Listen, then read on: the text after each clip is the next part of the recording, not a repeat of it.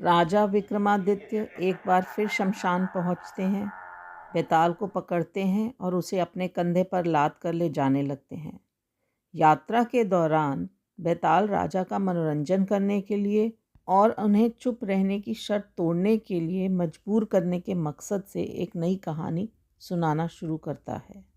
एक नगर में एक आश्रम में एक गुरुजी शिक्षा दिया करते थे। उनके 3 शिष्य थे, अर्जुन, भीम और कर्ण, जो उनसे शिक्षा लेते थे और उनके पास ही रहते थे। एक दिन अचानक गुरु बीमार पड़ जाते हैं। वो तीनों को बुलाते हैं और बोलते हैं कि मैंने एक कीमती अंगूठी आश्रम में छुपाई हुई है, वो जिसको मिल जाएगी वही मेरा उत्तराधिकारी होगा।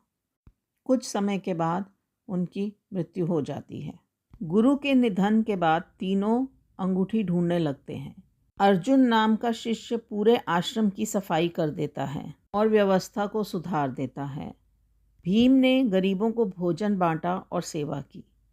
कर्ण ने गुरु की पुरानी पुस्तकों को पढ़कर बच्चों को शिक्षा देना शुरू किया।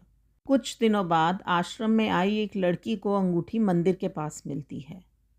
प्रश्न ये उठता है कि आश्रम का उत्तराधिकारी कौन होगा, क्योंकि अंगूठी किसी को भी नहीं मिली। तब बेताल बोलता है, जल्दी बताओ नहीं तो तुम्हारे सिर के 2 टुकड़े हो जाएंगे।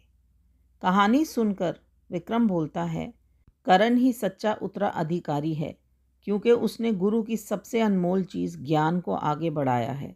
सेवा और सफाई अच्छे कर्म है, पर गुरु की शिक्षा को जीवित रखना असली सम्मान है। तब बेताल जोर से हंसा और बोला, राजन, तुम हो तो बहुत समझदार, पर एक गलती कर देते हो। तुम बोले और मैं गया। इतना कहकर बेताल अपने पेड़ पर उड़ गया।